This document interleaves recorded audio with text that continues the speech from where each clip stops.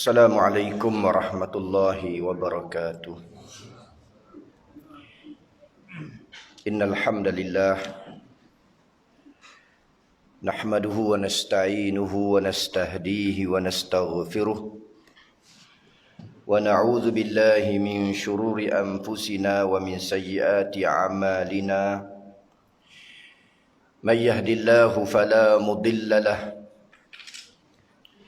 ومن يضلل فلن تجد له وليا مرشدا وصلى الله وسلم وبارك عليه وعلى آله وصحبه ومن والاه أما بعد أعوذ بالله من الشيطان الرجيم وما لكم لا تقاتلون في سبيل الله والمستضعفين من الرجال والنساء والولدان الذين يقولون ربنا أخرجنا من هذه القرية الظالم أهلها واجعل لنا من لدنك وليا واجعل لنا من لدنك نصيرا الذين آمنوا يقاتلون في سبيل الله والذين كفروا يقاتلون في سبيل الطاغوت فقاتلوا أولياء الشيطان إن كيد الشيطان كان ضعيفا. Surah An-Nisa ayat 75 sehingga ayat 76. Firman Allah Subhanahu wa taala yang bermaksud, dan apakah yang menghalang kamu maka kamu tidak mahu berperang pada jalan Allah untuk menegakkan agamanya dan untuk menyelamatkan orang-orang yang tertindas dari kaum lelaki, perempuan dan kanak-kanak, yaitu mereka yang selalu berdoa dengan berkata, wahai Tuhan kami, keluarkanlah kami dari negeri Mekah ini yang penduduknya kaum kafir musyrik yang zalim, dan jadikanlah bagi kami dari pihakmu seorang pemimpin yang mengawal keselamatan agama kami, dan jadikanlah bagi kami dari pihakmu seorang pemimpin yang membela kami dari ancaman musuh. Dan orang-orang yang beriman berperang pada jalan Allah. Orang-orang kafir pula berperang pada jalan taghut, iaitulah jalan syaitan. Oleh itu perangilah kamu akan pengikut-pengikut syaitan itu, kerana sesungguhnya tipu daya syaitan itu adalah lemah.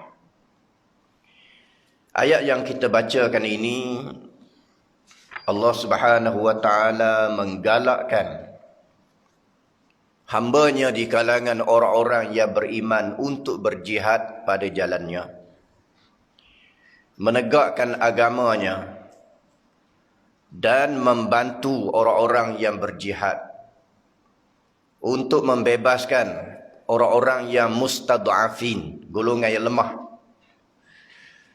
yang menetap di Mekah ketika mana Mekah pada masa itu masih dikuasai oleh golongan musyrik Mekah, golongan kafir.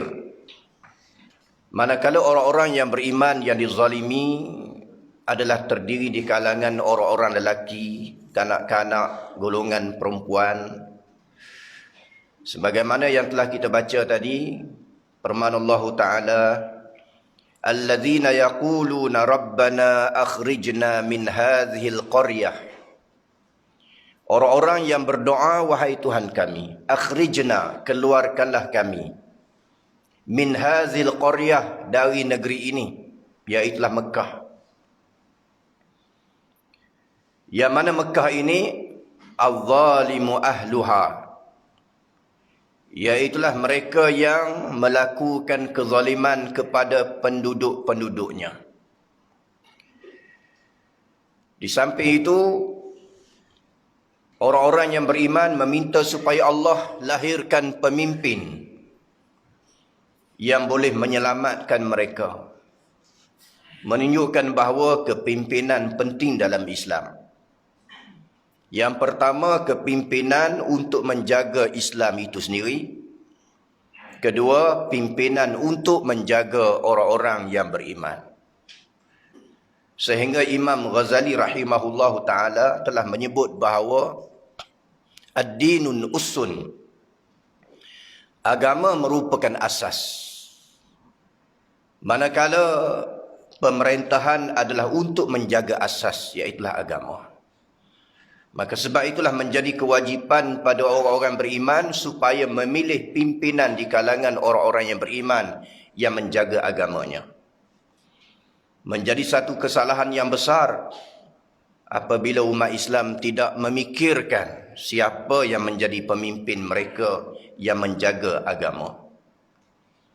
Masyarakat Arab pada masa itu, mereka telah memilih Rasulullah sallallahu alaihi wasallam sebagai pemimpin mereka untuk menjaga agama, menjaga umat Islam dan menjaga keseluruhannya. Begitulah mereka memilih khulafa yang silih berganti. Abu Bakar, Umar, Uthman, Ali radhiyallahu anhum ajma'in sebagai pemimpin mereka. Kerana mereka lebih layak untuk menjaga agama dan menjaga rakyat di kalangan orang Islam khususnya dan kepada manusia umumnya. Menurut riwayat daripada Sufyan bin Ubaidillah, kata beliau, sami'tu Ibnu Abbas radhiyallahu an qala, kuntu ana wa ummi minal mustad'afin. Kata Ibnu Abbas, iaitulah sepupu Nabi radhiyallahu anhuma, kedua-duanya sahabat. Abdullah sahabat, ayahnya Abbas bin Abdul Muttalib juga sahabat. Dan Abbas ini dia wafat kemudian daripada Nabi SAW.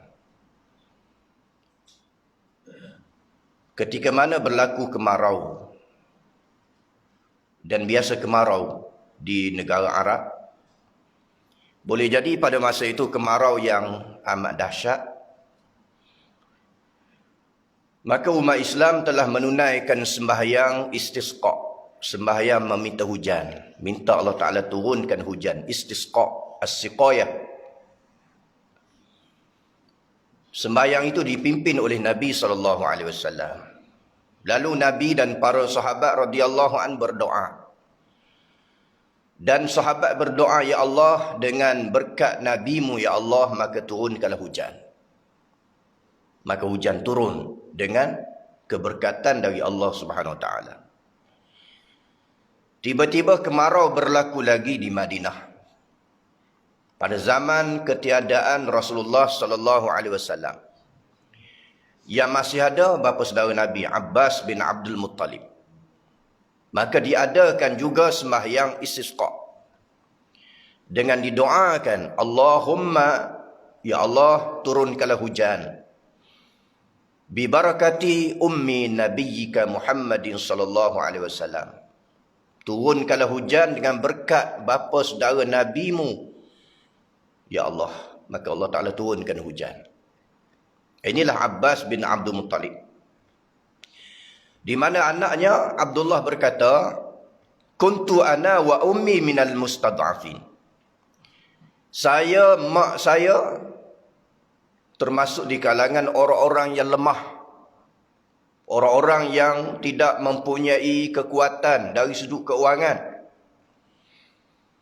Barangkali termasuk di kalangan orang-orang yang lambat untuk berhijrah ke Madinah disebabkan oleh kerana tidak ada keuangan, tidak ada kemampuan. Itu kata Ibnu Abbas radhiyallahu anhu.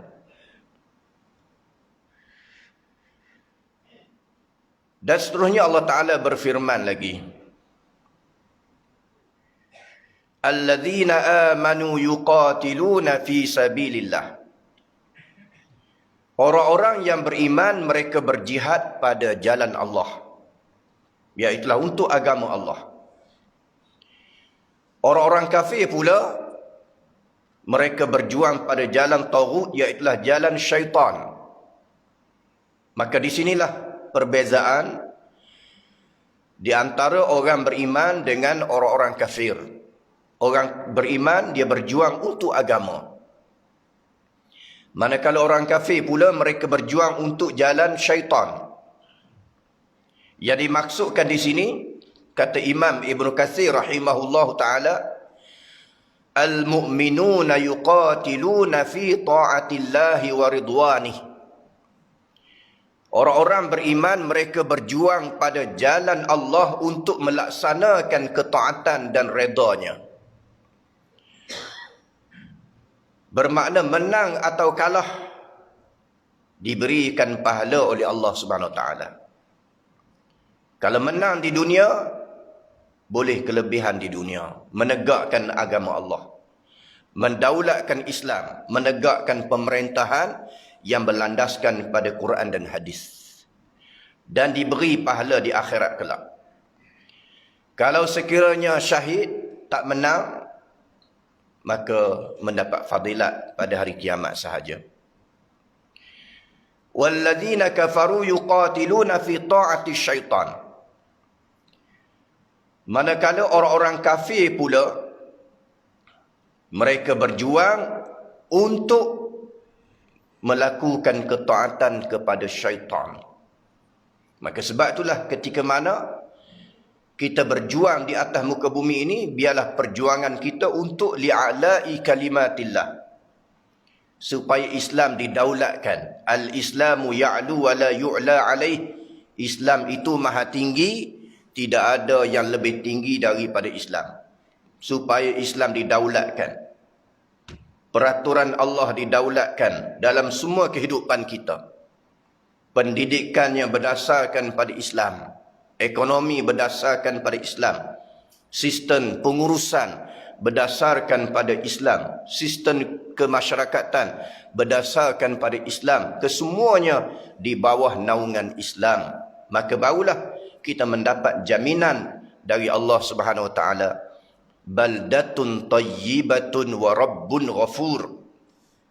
Negara, negeri yang baik, yang melaksanakan amal ma'ruf nahi mungkar, mengajak pada yang baik diseru untuk dilaksanakan, dan mencegah kemungkaran dihapuskan, di mana negara itu mendapat keampunan dari Allah. Baldatun tayyibah wa rabbun ghafur, negara yang mendapat keampunan dari Allah. Bila negara yang mendapat keampunan dari Allah, sudah tentulah negara yang dirahmati, yang disayangi oleh Allah Subhanahu Wa Taala. Sebagaimana yang berlaku di zaman Umar bin Abdul Aziz. Bila Rasulullah sallallahu alaihi wasallam bersabda, "La taqumus sa'ah hatta yafidul ma." Tidak akan berlakunya kiamat sehinggalah harta melimpah ruah. Maka ulama-ulama, di antaranya Imam Ibn Katsir rahimahullahu ta'ala di dalam kitabnya Al-Bidayah wan Nihayah, beliau telah mengkaji di zaman siapakah yang dimaksudkan oleh Nabi harta melimpah ruah, harta yang banyak, sehingga tidak ada lagi golongan mustad'afin, golongan miskin yang melarat. Tidak ada golongan fuqara.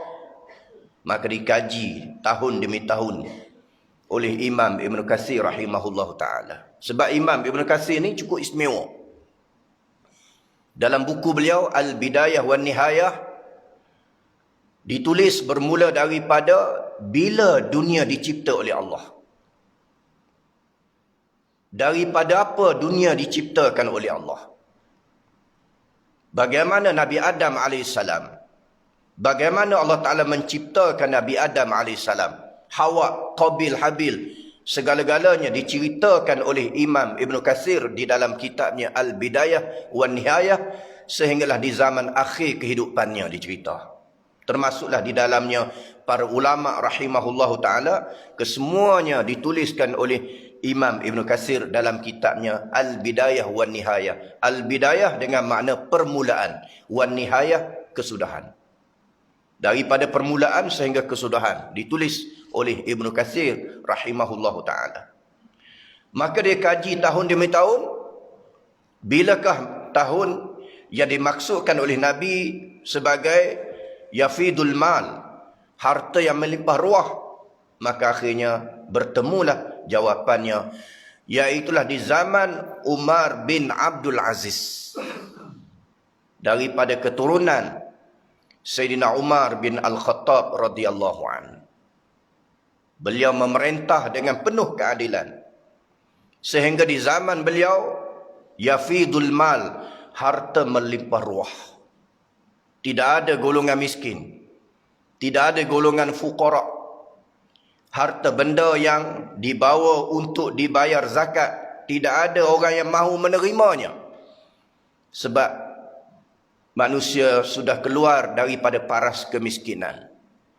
Hari ini sebagaimana dalam ucapan Perdana Menteri malam yang lalu, tahun baru, di mana pihak kerajaan akan membuat kajian semula apakah yang dimaksudkan taraf sebagai miskin, iaitulah dalam golongan mereka yang berpendapatan gaji 2,000 isi keluarga, maka masih dianggap sebagai miskin. Zaman Umar bin Abdul Aziz tidak ada golongan miskin. Di bawah harta emas perak nak dibayar zakat, tidak ada mereka yang mahu menerima. Sehingga harta tersebut dimasukkan ke dalam Baitul Mal untuk pengurusan negara. Bina jalan raya, hospital, tandas awam, telefon awam, masjid, surau dan sebagainya. Duit itu digunakan. Kepada individu, tidak ada lagi golongan yang mampu untuk menerima kerana mereka telah keluar daripada paras kemiskinan. Yafidul mal. Sebab apa ini berlaku?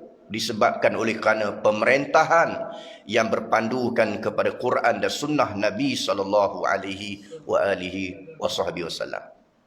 Inilah pentingnya soal pemerintahan. Sehingga orang beriman minta doa pada Allah supaya dilahirkan pimpinan, walian, wali dengan makna pemimpin. Sebab tu Allah Ta'ala sebut dalam Quran, Allahu waliyul ladzina amanu. Allah sebagai wali, pemimpin kepada orang-orang yang beriman. Innama waliyukumullah. Sesungguhnya pemimpin kamu Allah, Rasulnya, walladzina amanu. Orang-orang yang beriman merupakan wali, pemimpin kepada orang-orang yang beriman.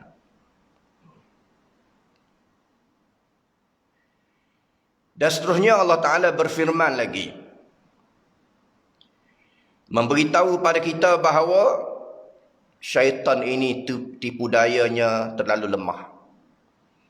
Sebab itulah kita jangan mudah terpengaruh dengan tipu daya syaitan. Asal kejadian manusia lemah yang disebutkan oleh Allah dalam banyak ayat.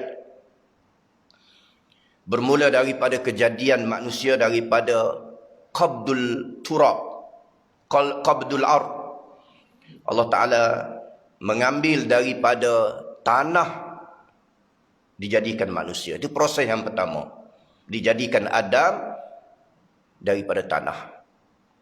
Proses yang kedua ialah tanah yang dicampur dengan air atau disebut dengan lumpur. Yang ketiga ialah tanah yang sudah menjadi tanah liat. Tanah yang sudah diuli sehingga menjadi tanah liat. Bila menjadi tanah yang liat, liat ni maknanya mudah dibentuk, maka dijadikan lembaga Adam. Tetapi lembaga yang belum mempunyai ruh, lembaga yang belum mempunyai ruh dibentukkan Adam AS. Dan akhirnya dibentukkan, akhirnya bertukar menjadi amsyaj, kal-fakhar, iaitulah lembaga yang keras, kal-fakhar, seperti tembikar, iaitulah pasu bunga. Maknanya Allah Ta'ala ciptakan manusia ni lebih kurang sebagaimana kita ciptakan tembikar, labu sayung. Bermula daripada tanah, diambil, dicampur dengan air, menjadi tanah liat, dibentuk menjadi lembaga, akhirnya jadi keras, seperti pasu bunga dan sebagainya. Kal-fakhar. Kemudian dibiarkan dalam keadaan patung, lembaga tamsil yang belum ada ruh, dalam masa yang Allah Ta'ala yang lebih mengetahuinya. Barulah ditiupkan ruh selepas itu. Namun sebelum ditiupkan ruh, syaitan, iblis berhati. Oleh kerana malaikat, syaitan adalah makhluk yang lebih awal yang diciptakan oleh Allah sebelum daripada Adam AS. Sebab tu Allah Ta'ala sebut dalam Quran, wa idh qulna lil malaikati isjudu li Adam fasajadu illa iblis aba wastakbar wa kana minal kafirin. Dan ingatlah ketika mana kami menitahkan kepada malaikat semuanya, wahai malaikat semua, usjudu li Adam, sujudlah kamu kepada Adam, yang mana Adam pada masa itu belum ada roh lagi. Fasajadu, maka kesemuanya sujud, illa iblis, kecuali makhluk Allah yang durjana yang bernama iblis. Yang lain malaikat Allah semua sujud. Sebab malaikat ini adalah makhluk yang sentiasa taat pada Allah. Allah Ta'ala sebut dalam surah Tahrim, alaiha malaikatun ghilazun shidadun la ya'suna Allah ma amarahum wa yaf'aluna ma yu'marun. Ada neraka ini yang dijaga oleh malaikat. Malaikat yang tidak pernah melakukan maksiat. La ya'suna Allah ma amarahum. Malaikat yang tidak pernah melakukan maksiat pada Allah, yang melakukan penderhakaan pada Allah. Selain daripada tidak pernah melakukan maksiat pada Allah, wa yaf'aluna ma yu'marun, malaikat melaksanakan semua arahan Allah Ta'ala. Tak pernah bangkang malaikat. Itulah hebatnya malaikat Allah, makhluk yang kerjanya taat dan tidak pernah bangkang kepada Allah Ta'ala. Kecuali iblis adalah makhluk yang durjana, yang sombong, yang angkuh, sehingga dia mendabik dada di hadapan Allah Ta'ala. Ana khairum minhu khalaqtani min narin wa khalaqtahu min tin. Kata iblis, aku lebih baik pada Adam. Khalaqtahu min nar, engkau jadikan aku daripada api. Wa khalaqtahu min tin, dan Adam diciptakan dari tanah. Sombong, walaupun perintah dari Allah yang Maha Agung. Sebagai makhluk yang beriman pada Allah, perintah Allah kita wajib laksanakan. Allah Ta'ala kata sembahyang, kita sembahyang. Allah kata puasa, kita puasa. Allah Ta'ala kata zakat, kita zakat. Allah Ta'ala kata tunaikan haji, kita tunaikan haji. Allah Ta'ala kata berjihad, kita berjihad.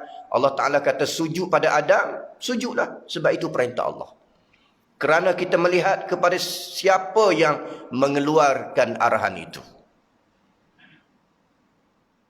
Walaupun berhabis-habisan duit, pergi menunaikan haji. Walaupun sanggup bergadai nyawa, tapi itu perintah Allah, manusia sepatutnya melaksanakan. Kalau sekiranya mereka tidak mahu laksanakan perintah Allah, mereka ini iblis yang sombong, tidak mahu menurut arahan Allah Subhanahu Wa Taala. Maka iblis perhati tengok. Fatafa, dia tawaf, pusing tengok. Dia pelik bagaimana Adam diciptakan. Bermula daripada tanah. Tanah dicampur dengan air. Tanah liat. kemudian bertukar menjadi lembaga patung yang keras. Dan didapati bahawa la yatamalak. Adam ini ada kelemahan. Kelemahannya ialah la yatamalak.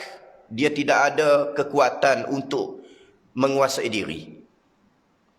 Yang ditakrifkan oleh ulama dengan makna la yatamalak, dengan makna tidak boleh menguasai diri. Yang pertama, menguasai hawa nafsu, sehingga akhirnya kalah pada hawa nafsu. Yang kedua, la yatamalak dengan makna dikuasai oleh sifat marah. Maka di sinilah syaitan tahu bahawa tabiat manusia la yatamalak. Dia tidak ada kemampuan untuk mengawal diri. Tidak boleh menahan kemarahan. Tidak boleh menahan hawa nafsu. Maka inilah senjata syaitan. Yang pertama, kemarahan. Oleh kerana itulah Rasulullah SAW memerintahkan di dalam hadis yang banyak. Perkara ini disebutkan oleh Syekh Abdul Qadir Al-Mandili dalam kitabnya Penawar Bagi Hati, dalam bab Al-Ghadab, bab marah, di mana Nabi sebut bahawa bila kamu marah, maka ketika mana kamu sedang berdiri, maka duduklah kamu. Ketika mana kamu sedang duduk, masih lagi tidak hilang kemarahan, maka kamu berbaringlah. Tidak boleh juga menahan kemarahan, ambil wuduk. Kerana kemarahan itu api, dan api boleh dipadamkan dengan wuduk. Ini la yatamalak. Manusia tidak ada kemampuan untuk mengawal kemarahan. Sebab kemarahan ini berpunca dari syaitan. Kita boleh ada kemarahan, tetapi kemarahan yang sederhana, yang kita kena kawal kemarahan. Sebab tu Nabi SAW ketika lain Nabi sebut bahawa orang yang sebenar-benar gagah ialah bukan orang yang boleh mengalahkan musuhnya ketika mana bergusti. Tetapi orang yang gagah ialah mereka yang mampu mengawal dirinya ketika marah. Kita ingat bahawa orang yang bergusti ni orang gagah yang boleh mengalahkan musuhnya. Tapi kata Nabi, bukan. Yang gagah ialah yang boleh mengalahkan kemarahannya. Ketika mana dia berada di puncak kemarahannya, tiba-tiba dia boleh memadamkan kemarahan. Itulah orang yang gagah, kata Nabi SAW. Jadi sebab itulah kemarahan kita kawal. Bukan tak boleh marah, ada masa kita kena marah. Nabi SAW, kalau sekiranya orang hina peribadi dia, Nabi tak marah. Banyak berlaku kes ketika mana Nabi SAW berada di kalangan para sahabat radhiyallahu an, tiba-tiba datang seorang Yahudi yang telah menghina Rasulullah SAW. Yang mana pada sebelumnya Rasulullah telah berhutang dengan Yahudi. Bila hutang dengan Yahudi, bila Nabi duduk dengan para sahabat radhiyallahu an, si Yahudi tadi datang bertemu Nabi ketika mana Nabi sedang duduk bersama para sahabat radhiyallahu an. Lalu Yahudi itu telah menghina Rasulullah. Dia kata, inilah dia Muhammad, seorang yang bila berhutang payah nak bayar hutang. Dia hina Nabi di khalayak sahabat. Nabi boleh sabar. Hina peribadi Nabi, Nabi boleh sabar. Nabi tak marah. Para sahabat yang marah. Sehingga Nabi kata, ini urusan aku dengan dia ni.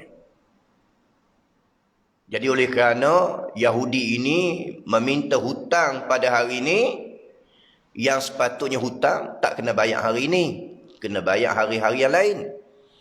Tetapi oleh kerana dia minta pada hari ini, maka aku bayar hutang dia pada hari ini, kata Nabi SAW.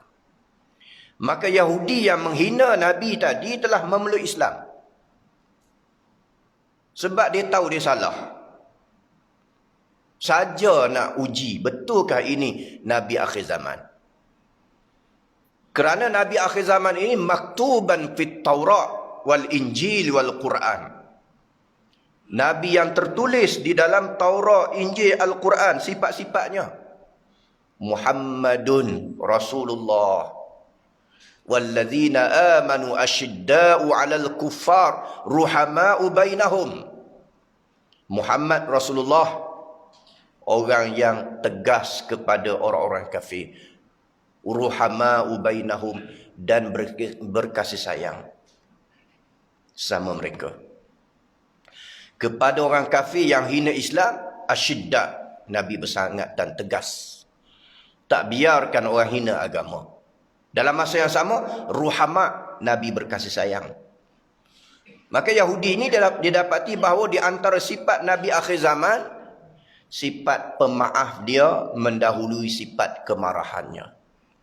Sifat pemaaf dia mendahului sifat kemarahannya. Akhirnya dia mengucap dua kalimah syahadah. Asyhadu an la ilaha illallah wa annaka Muhammadur Rasulullah. Sebab dia tengok dengan mata kepala dia sendiri apa yang tertulis dalam Taurat, Injil dan Zabur. Sifat Nabi akhir zaman, sifat pemaaf mendahului kemarahannya. Dalam kes yang kedua, ini disebut dalam kitab Syama'il Muhammadiyah oleh Imam At-Tirmizi. Ketika mana Nabi SAW sedang duduk dengan sahabat juga, datang seorang Arabi Badui. Kebetulan masa itu Nabi pakai ridak, pakai selendang yang diletak di leher, dia panggil ridak. Pakai ridak ni sunnah Nabi, biasa Nabi pakai. Jadi kita boleh pakai ridak, selendang letak kat leher sebagai mengikuti perbuatan Nabi SAW. Kita boleh pakai tie, bangga pakai tie walaupun di panas terik matahari. Kecuali kalau pakai tie di negara Arab sejuk tak apalah. Pakai tie di Palestin, Jordan, itu negara yang sejuk, tak apalah. Ni Malaysia yang panas, kita boleh pakai tie. Apa salahnya pakai rida yang diletakkan di leher? Sebagaimana pejuang-pejuang Hamas meletakkan rida di lehernya, selendang. Dan selendang yang dipakai oleh Nabi ini kainnya kasar. Kainnya berbulu yang kasar. Arabi itu menarik selendang yang ada pada leher Nabi, menyebabkan berbekas kemerahan leher Nabi SAW. Para sahabat marah. Nabi kata biarkan. Sambil dia tarik itu, dia kata apa? Wahai Muhammad, berilah harta Allah yang ada pada kamu. Oi, hebat dia. Bijak dia. Kita baru turun motosikal, mati enjin, dia ambil kunci, dia kata berilah harta Allah yang ada pada kamu. Nak kata apa? Bagilah no. Kita baru turun kereta, tutup enjin, kunci duk ada tangan, dia ambil kunci, dia kata berilah harta Allah yang ada pada tangan kamu. Nak jawab apa? Nak jawab ikut dan kita mengaji hari-hari. Maka Nabi berilah. Oleh kerana dia kata ini harta Allah yang ada pada kamu, Nabi beri selendang itu.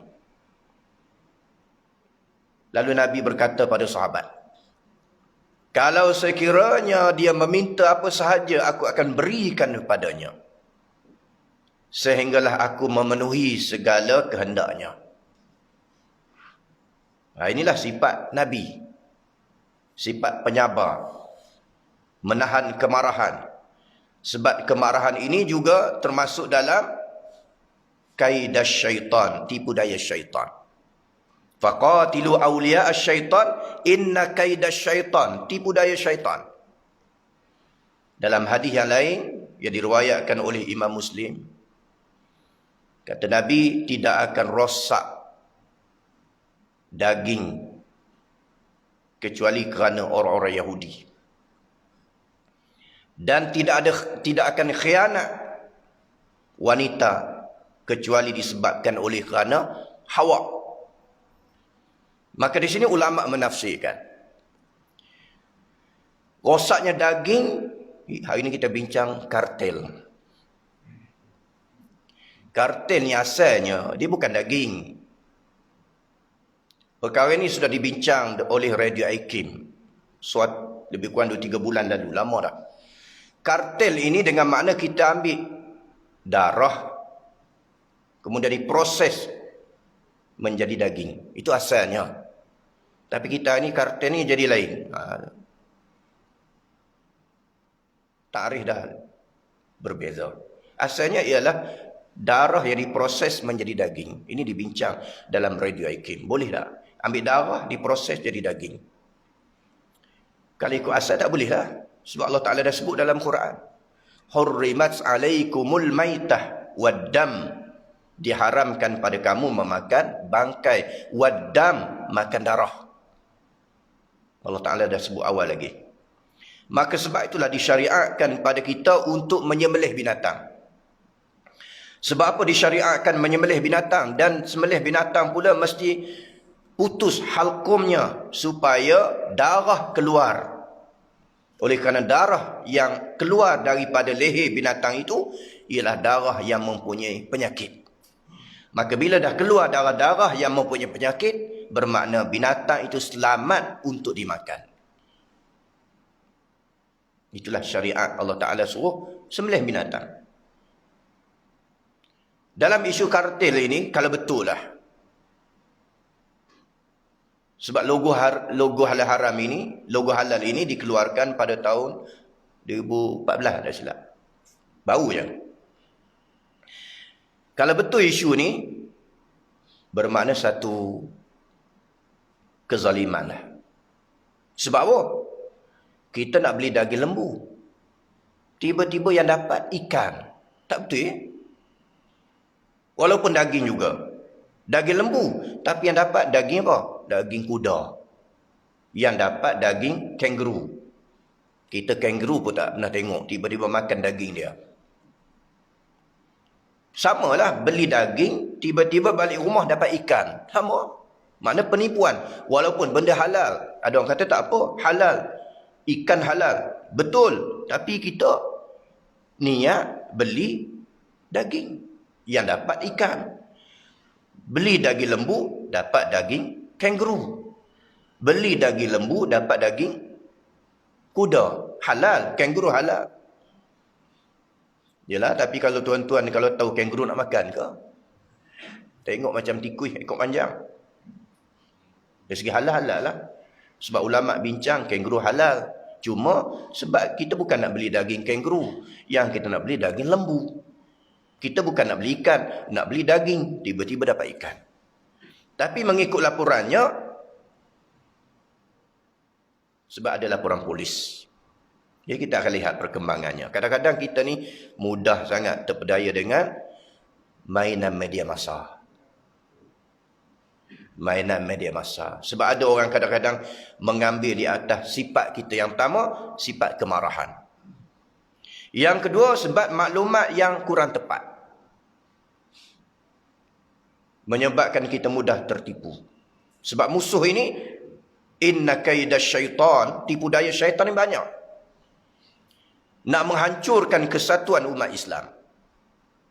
Nak melemahkan kerajaan yang ingin melaksanakan Islam. Maka dicari peluang-peluang supaya nampak kelemahan kerajaan. Maka sebab itulah yang pertama sekali, kita kena tahu maklumat betul tak? Betulkah maklumat yang kita terima? Sebab dah ada laporan polis mengatakan bahawa laporan itu tidak betul. Laporan ini telah dilaporkan oleh Dr. Ashraf Wajdi Dusuki. Mengatakan bahawa laporan itu adalah tidak benar. Jadi kita akan lihat perkembangan semasa. Sebab itu kita umat Islam jangan mudah tertipu dengan mainan syaitan yang nak melagakan umat Islam. Sebab apa dalam isu yang lebih penting tak selesaikan? Isu najis babi di Pulau Pinang 40 tahun. Sehingga musnah padi-padinya, binatang-binatang di dalam sungainya rosak disebabkan oleh kerana najis babi Kampung Selamat. Yang telah usia 40 tahun. Kenapa isu yang besar itu kita tak boleh selesaikan. Padahal isu ini juga melibatkan umat Islam yang juga telah menempuh masa yang panjang. Sehingga pihak yang tertentu mengatakan bahawa terpaksa kita akan korek sungai baru dengan menelan kos yang begitu besar untuk dialirkan air yang bersih untuk masuk ke sawah-sawah padi. Terpaksa kena bina sungai baru. Kenapa isu ini tak diselesaikan? Dan dikenakan tindakan yang tegas kepada orang-orang yang melakukan penyelewengan tersebut. Baik. Itu keadaan-keadaan yang kadang-kadang kita lupa. Isu-isu yang menyentuh soal kepentingan umat Islam. Dalam ayat ini Allah Ta'ala perintah umat Islam supaya memikirkan bagaimana golongan yang lemah, minal mustad'afin, minar rijal wan nisa wal wildan. Fikir sama. Bagaimana golongan yang tertindas. Kalau kita hari ini dalam isu kampus selamat tu ialah isu mustad'afin minar rijal wan nisa, penduduk-penduduk yang ada di sekitarnya, selain daripada sawah padi yang rosak, mereka pun mengalami kulit gatal dan sebagainya. Nak tahu pilah melawat, kita hanya boleh sebut sahaja. Pergi melawat tempat berkenaan, kita boleh hidu ke udara yang begitu busuk. Inilah benda-benda yang kadang-kadang kita lupa. Baik, kembali pada perbincangan kita. Menunjukkan bahawa syaitan ini mengambil peluang di atas kelemahan kita. Tapi kata Allah, inna kaidash syaitani kana dha'ifa, tipu daya syaitan ini lemah. Maka bila syaitan dah tahu bahawa kita ni lemah, yang mana Adam ini berongga dan di situ ada kelemahannya, antara kelemahannya ialah yang disebut dalam hadis tadi kita bincang, kalau sekiranya tidak kerana Hawa, nescaya wanita tidak akan khianat. Maka di situ ada kelemahan. Maka kelemahan ini dikaji oleh ulama. Apa yang dimaksudkan kalau tidak kerana Hawa, nescaya suami tidak akan rosak, tidak akan derhaka, tidak akan khianat?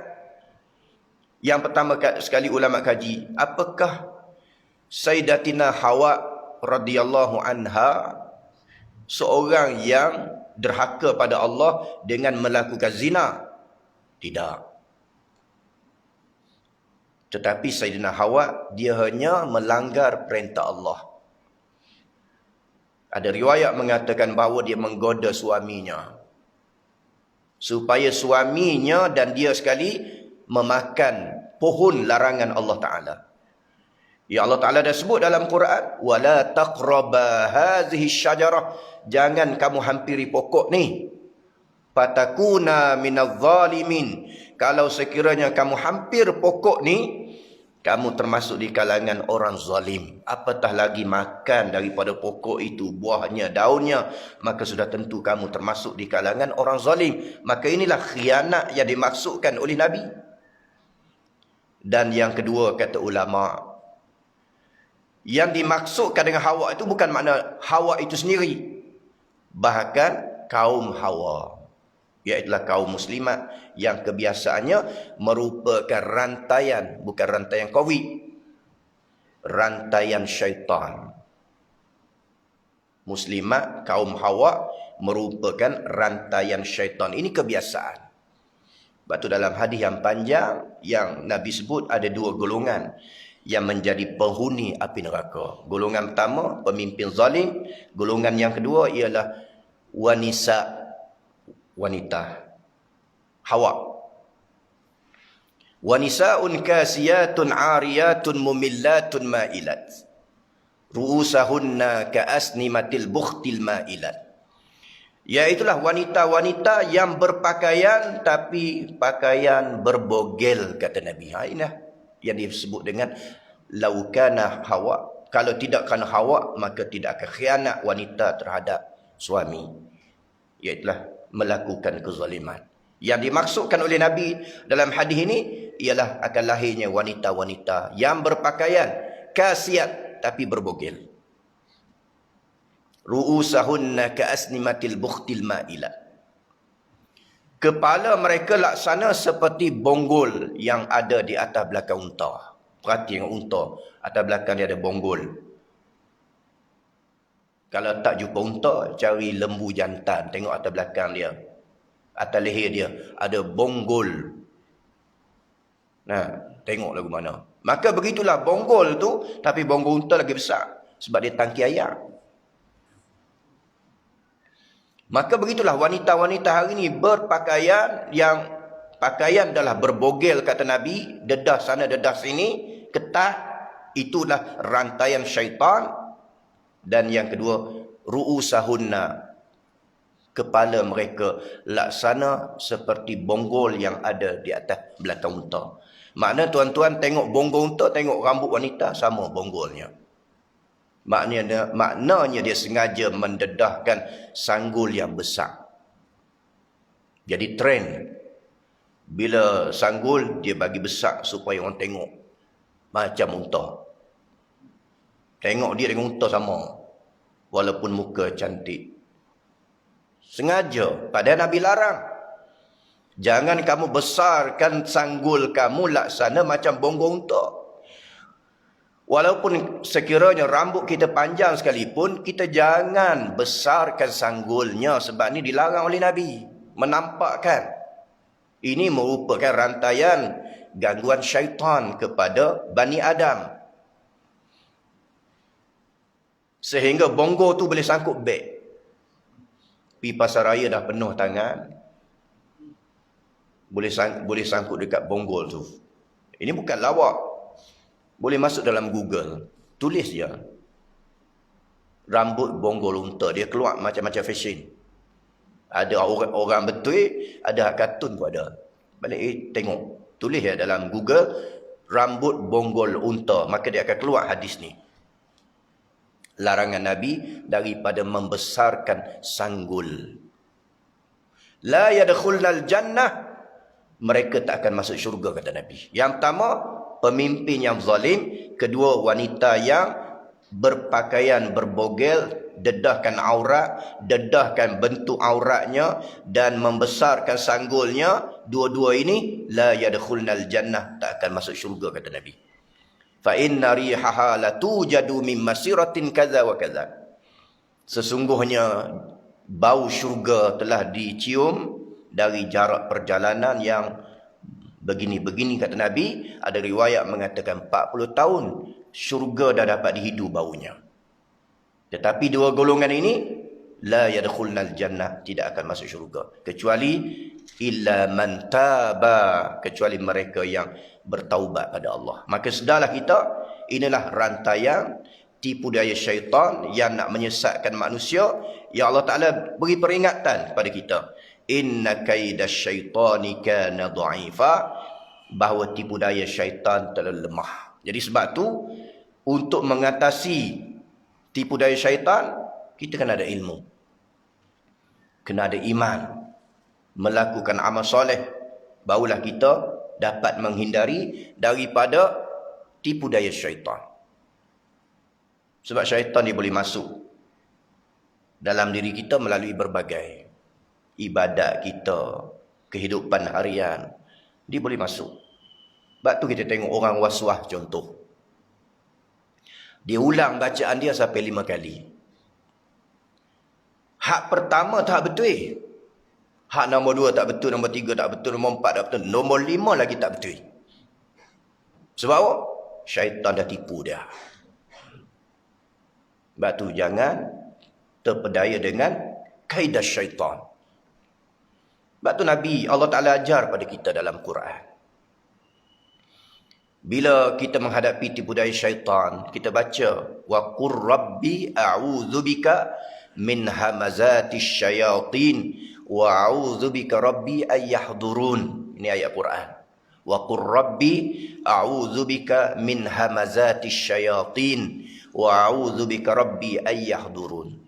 Kata olehmu, Wahai Tuhanku, aku berlindung denganmu daripada bisikan gangguan syaitan yang hadir yang menyesatkan aku.